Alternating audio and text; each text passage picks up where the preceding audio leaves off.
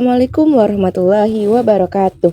Selamat pagi Ibu dosen pengampu mata kuliah manajemen kinerja, Ibu Sri Rosita SEMM, dan halo teman-teman semua. Kembali lagi dengan aku, Diska Ardana, dengan NIM C1B023101. Nah, pada pembahasan materi kali ini, aku ingin mengajak kalian mengenai manajemen kinerja organisasi. Sebelumnya, pernah nggak sih kalian kayak dengar kata kinerja organisasi, terus langsung mikirnya, ini pasti bahasan bakal berat banget. Pasti. Tenang. Di video ini, aku akan mengajak kalian untuk membahas manajemen kinerja organisasi dengan cara yang santai, tetap berbobot, dan semoga nggak bikin kalian ngantuk. Nah, dan seperti biasa, aku akan bahas satu studi kasus nyata biar lebih kebayang, yaitu pada perusahaan terbuka Telkom Indonesia. Sebelum masuk ke pembahasan kita pada studi kasus ini, kalian tahu nggak sih bedanya IKU versus KPI? Jadi, sebelum masuk ke studi kasus ini, kita bahas dulu yuk apa itu IKU versus KPI dan kenapa ini penting buat manajemen kinerja dalam suatu organisasi. Jadi, IKU atau indikator kinerja utama biasa digunakan oleh suatu instansi pemerintahan atau lembaga pendidikan, fokusnya ke kualitas, layanan publik, atau pencapaian non-profit, misalnya angka partisipasi, kepuasan pengguna layanan, jumlah penelitian, dan sebagainya. Sedangkan KPI atau Key Performance Indicators umumnya digunakan oleh perusahaan untuk mengukur hasil bisnis dan operasional, fokusnya lebih ke pertumbuhan, profit, efisiensi, dan produktivitas. Lalu, gimana sih penerapannya di perusahaan sebesar Telkom ini? Sebelum masuk ke studi kasusnya, kenalan dulu yuk sama perusahaan terbuka Telkom Indonesia. Telkom Indonesia adalah perusahaan BUMN yang bergerak di bidang teknologi, informasi, dan komunikasi, sekaligus penyedia layanan jaringan telekomunikasi terbesar di Indonesia.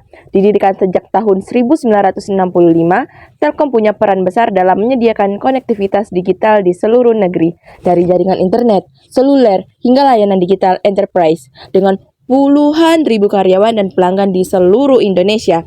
Telkom tentu butuh sistem manajemen kinerja yang jelas dan kuat. Nah, disinilah peran KPI dalam mengelola organisasi sebesar ini.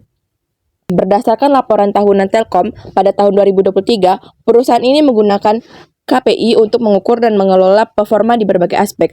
Beberapa KPI yang digunakan antara lain ada revenue growth, yaitu pertumbuhan pendapatan tahunan, lalu ada Customer Experience Index atau mengukur kepuasan dan pengalaman pelanggan, lalu ada EBITDA margin, yaitu untuk menilai efisiensi operasional, lalu ada network availability and service quality, dan ada employee engagement index.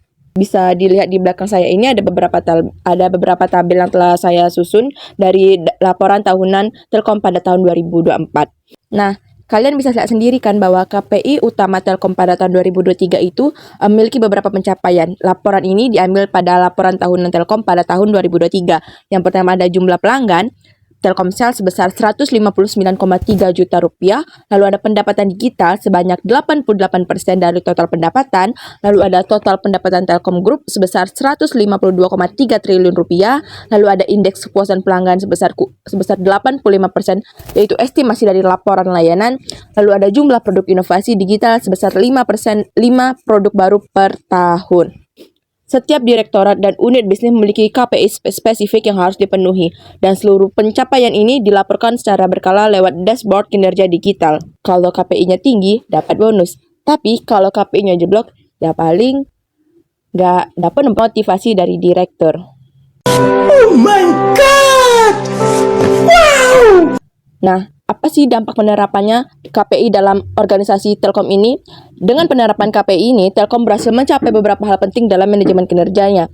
Yang pertama itu ada kinerja lebih terukuran objektif, lalu ada meningkatkan akuntabilitas tim kinerja, selanjutnya ada mendorong pengambilan keputusan berbasis data, lalu ada menumbuhkan budaya kerja yang kompetitif dan inovatif, sehingga meningkatkan terciptanya budaya kerja organisasi yang lebih efektif dan efisien. Kesimpulan dari adanya penjelasan saya tadi bahwa manajemen kinerja organisasi di perusahaan seperti Telkom bukan cuma soal target dan evaluasi, tapi tentang bagaimana sebuah sistem KPI bisa menggerakkan seluruh organisasi untuk terus tumbuh dan berinovasi. Sekian pemaparan dari saya mengenai manajemen kinerja organisasi melalui studi kasus KPI pada Telkom Indonesia. Terima kasih banyak atas perhatian Ibu dosen dan teman-teman semua. Kalau ada pertanyaan, dan lainnya saya siap berdiskusi. Wassalamualaikum warahmatullahi wabarakatuh. Sampai jumpa dan semoga bermanfaat. See you next video.